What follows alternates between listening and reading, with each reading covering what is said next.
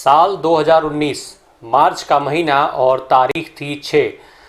Collectorate सभागार में प्रभारी मंत्री के अध्यक्षता में जिला योजना समिति की बैठक चल रही थी। बैठक में मौजूद थे उस लोकसभा क्षेत्र के सांसद और साथ ही साथ उस लोकसभा क्षेत्र में आने वाली विधानसभाओं के माननीय विधायक जी लोग। इनके साथ ही और वहां पर उपस्थित थे जो भी संबंधित अधिकारी। बैठक में सवाल जवाबों का दौर चल रहा था। अचानक उस हॉल में कुछ ऐसा हुआ जिसकी किसी ने कल्पना भी नहीं की थी। सांसद जी का जूता और विधायक जी का सिर। जी, सांसद जी ने जूता निकाला और विधायक जी को पीटना शुरू कर दिया। बीच बचाव का दौर चला। हालांकि तब तक बहुत देर हो चुकी थी और विधायक जी भरपूर पीटे जा चुके थे। ये जूतम पैजार का ये मुद्दा मीडिया में खूब उछला, खूब चर्चा में रहा। इसके बाद ये मुद्दा यहीं नहीं रुका, चुनाव तक पहुंचा। विपक्षी पार्टियों ने इसे चुनाव में मुद्दा बनाया, उस लोकसभा में खूब उछाला भी गया। इसके बाद केस हुआ। हालांकि जिस जूतम पैजार का वीडियो सोशल मीडिया पर खूब वायरल हुआ, उस केस का समापन सबूतों के अभाव में हो गया। हाईकोर्ट ने सबूतों के अभाव में इस मामले को रद्द कर दिया। ये सांसद थे शरद त्रिपाठी, ये विधायक थे राकेश सिंह बघेल और वो प्रभारी मंत्री थे आशुतोष टंडन। नमस्कार, माइंड योर वोट में आपका स्वागत। आज के अंक में बात संत कबीर नगर लोकसभा सीट की, जिसका लोकसभा क्रमांक है 62।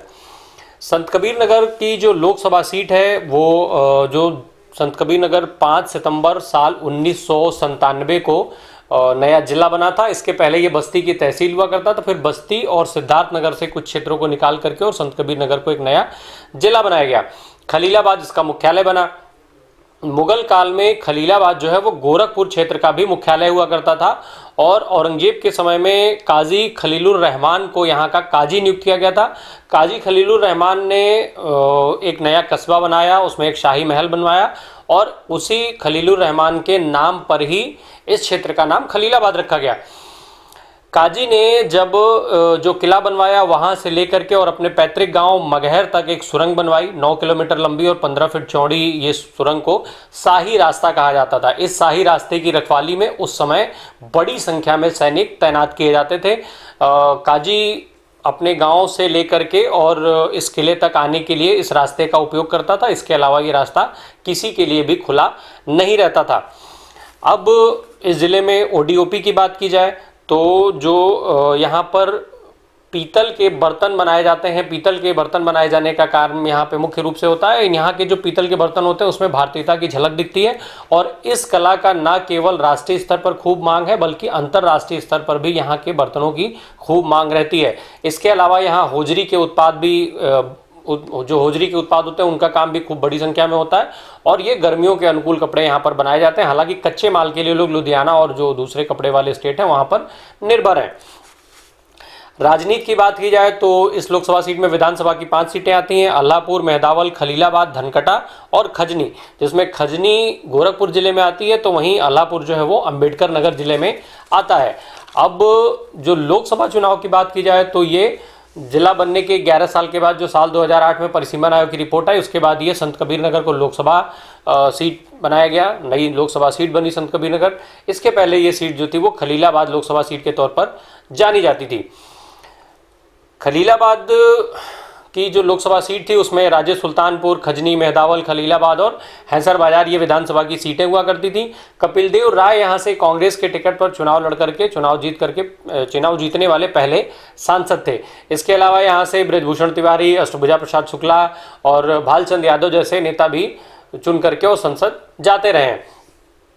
खलीलाबाद की सीट जब समाप्त हुई उस समय बसपा के खाते में थी और भीष्म शंकर तिवारी यहाँ से सांसद थे।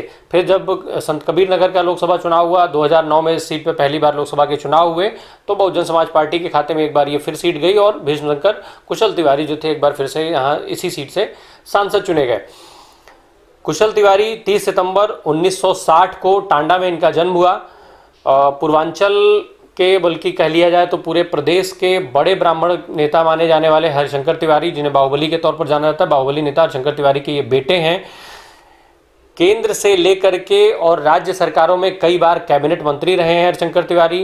हरिशंकर तिवारी को इसके लिए भी जाना जाता है कि राजनीति और जो बाहुबल होता है उसका एक जबरदस्त गठबंधन का जो स्वरूप दिया, वो हरिशंकर तिवारी को इसका श्रेय दिया जाता है। अपने जेल में रहते हुए पहली बार चुनाव जीतने वाले नेता हरिशंकर तिवारी ही हैं।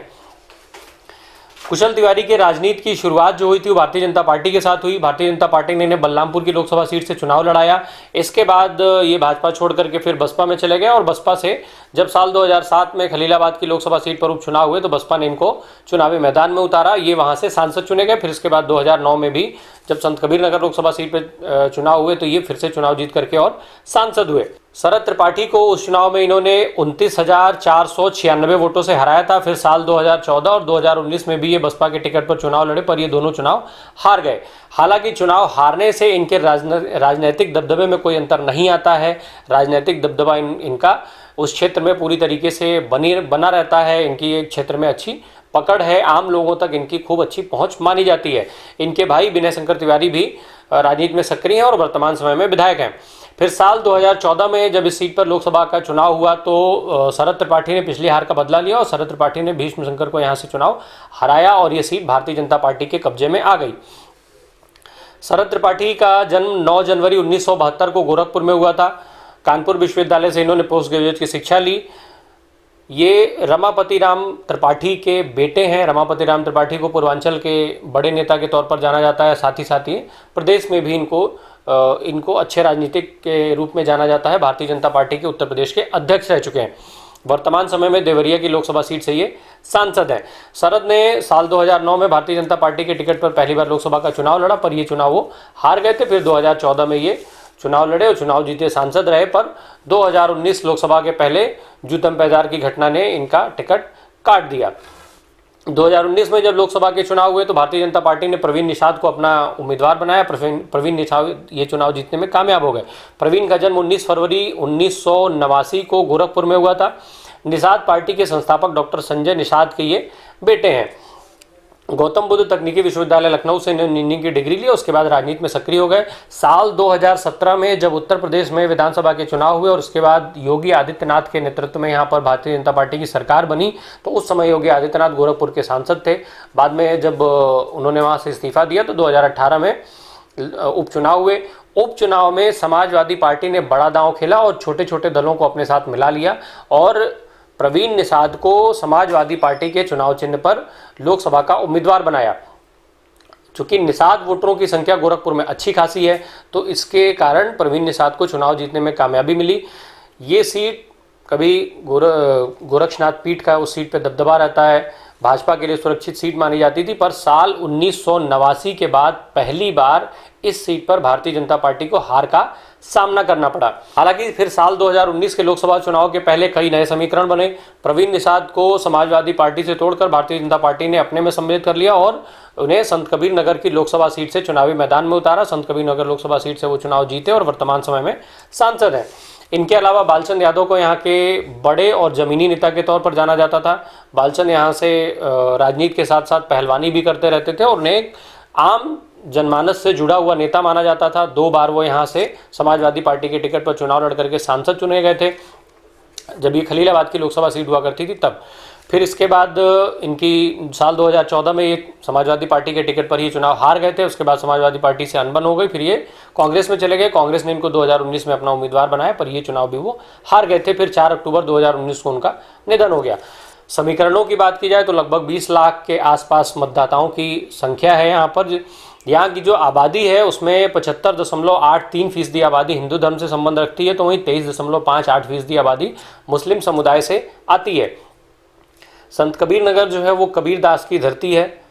कबीरदास जो कि उस समय काशी और मगहर के संबंध में जो बातें कही जाती थी, काशी में मरने वालों को मोक्ष मिलता है और मगहर में मरने वाले को मोक्ष नहीं मिल पाता है, इन सारी भ्रांतियों को तोड़ने के लिए कबीरदास ने आमी नदी के किनारे एक गुफा में साधना शुरू की और यहीं पर अपने शरीर का त्याग किया।